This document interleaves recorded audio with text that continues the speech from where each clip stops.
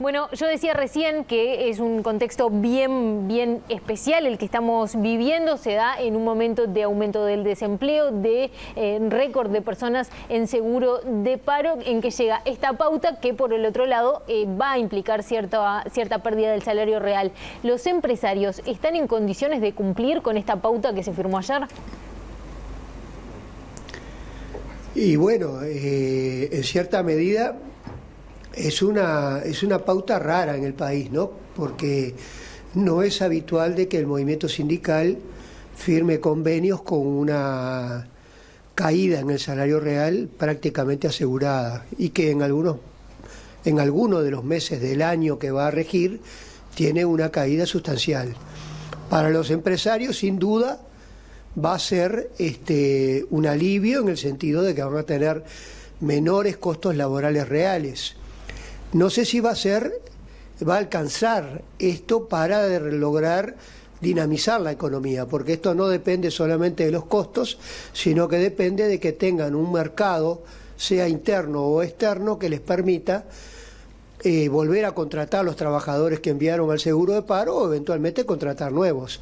Es decir, esto puede colaborar, pero no es una condición suficiente para que se dinamice la economía.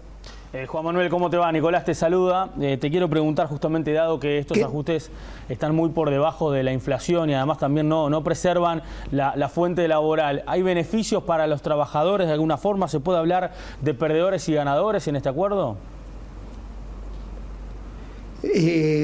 Por lo que yo he visto, los trabajadores, la mayoría, hay que entender que esto abarca unos 150 convenios, en donde se estima que son unos 600.000 trabajadores. Hay algunos sindicatos, particularmente tres importantes, como la construcción, la salud y el transporte, no están amparados en estas pautas y van a negociar en forma independiente, pero es la mayoría de los trabajadores. Lo que ven en esto no es tanto beneficios, lo que tratan de ver es que sin tener este convenio, quizá la pérdida podría ser mayor, particularmente por el lado de que no hay una contribución desde el punto de vista del salario a la generación de empleo. Pero como decía, los costos no es el único factor que lleva, aunque caigan, a que se tomen más trabajadores.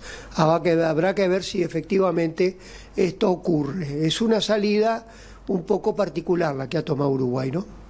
Ni que hablar, y todo va a depender entonces de cuán rápido sea el repunte en la economía. Lo cierto es que la pandemia a nivel mundial estaba cambiando un poco las reglas de juego en el mercado de trabajo y tal vez genera nuevos desafíos, algunos que ya estaban de antes, pero que ahora se ponen más arriba de la mesa. Tú has hablado mucho del tema de la automatización, de la robotización, de la incorporación de tecnología y todo lo que esto iba a traer para el mercado de trabajo. ¿Cuáles son los principales desafíos a corto plazo que enfrenta el mercado laboral uruguayo? Bueno, como tú decías, el mercado laboral ya estaba sufriendo cambios con la revolución tecnológica que se acentuó básicamente hace 10 años. Estos cambios se van a acelerar. ¿Qué va a implicar? Y se va a acelerar en un contexto de recesión. Hoy todos los organismos internacionales consideran de que el mundo entero va a tener una de las recesiones mayores, probablemente similar a la de 1929. Esto es un contexto particular porque en América Latina, por ejemplo, se espera que la estimación que hay es que China va a reducir 25% sus compras. Por eso se incluyen a Uruguay entre los países más afectados.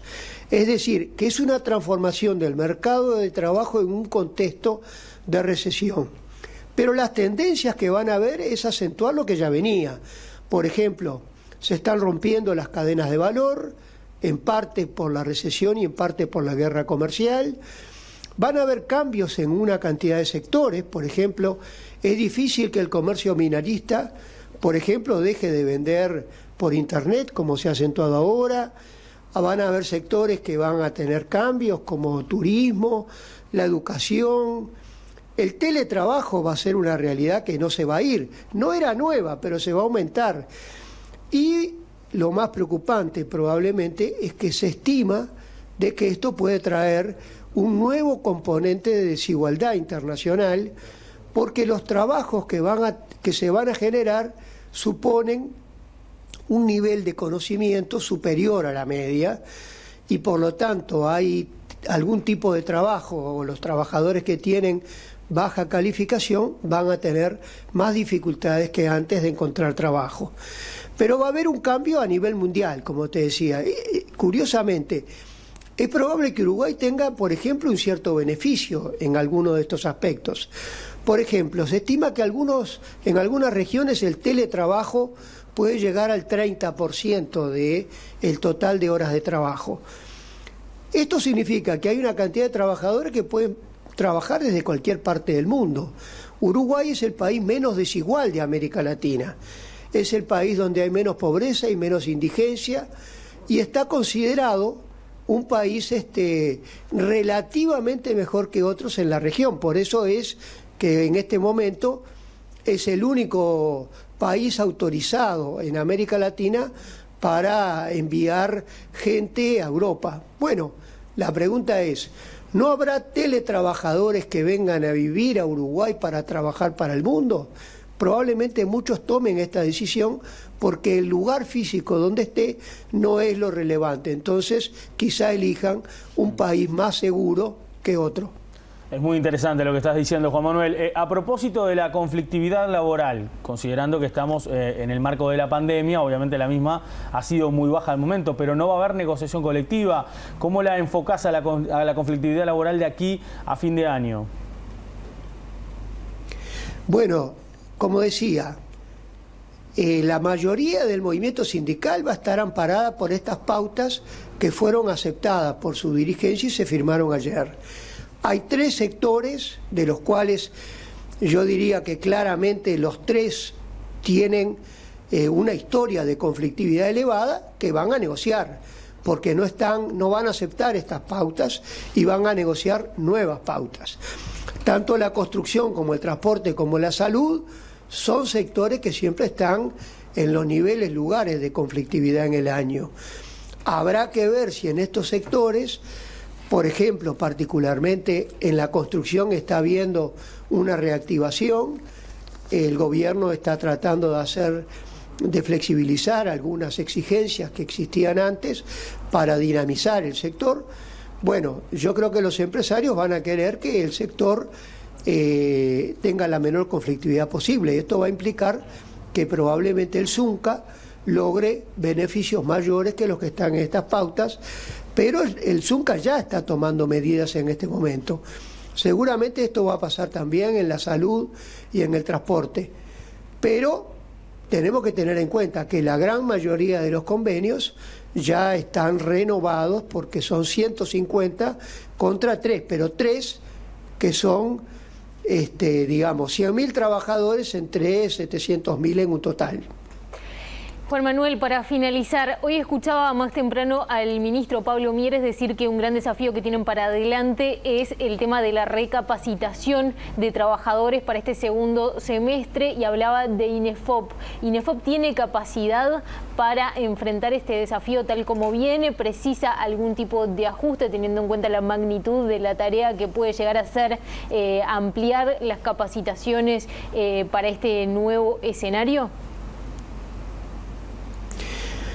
Bueno, yo creo que INEFOP ha sido una construcción muy importante en la política laboral uruguaya, ha cumplido un rol importante, probablemente tenga que, y tiene una particularidad, no solamente tiene un gobierno tripartito, sino que sus recursos no provienen de las rentas generales, sino que son financiados por trabajadores, empresarios y en una parte el gobierno, con lo cual, aunque el gobierno cumpla ese objetivo que dijo de reducir el gasto, esto no le va a afectar fuertemente a los ingresos de INEFOP. Esto significa que INEFOP puede seguir funcionando o como ha funcionado hasta ahora, o como quiere, o como decide hacerlo. Si tú me preguntás si tiene algún ajuste que hacer, bien, yo creo que hay un tema que se está discutiendo en el mundo, y es que la revolución tecnológica no solamente son plataformas, algoritmos y datos. La revolución tecnológica supone nuevas calificaciones y nuevas habilidades. Muchos países están montando sistemas para prever habilidades futuras, para permitir que las instituciones de capacitación empiecen a adaptarse para capacitar a la gente para esas nuevas habilidades que se van a demandar. Probablemente esto sea todavía una carencia de Uruguay, que sea por el lado de INEFOP o sea INEFOP con otras instituciones, incluida el Ministerio de Trabajo, donde hay algunos trabajos que se están haciendo en el Departamento de Estadística que son muy buenos y muy útiles. Entonces, si se lograra tener un sistema de prever habilidades futuras, esto permitiría hacer una capacitación más funcional a las transformaciones que sin duda van a haber en la economía y por lo tanto en la demanda de trabajo. Juan Manuel Rodríguez, muchísimas gracias por estos minutos, muy interesante como siempre. Encantado, el gusto es mío.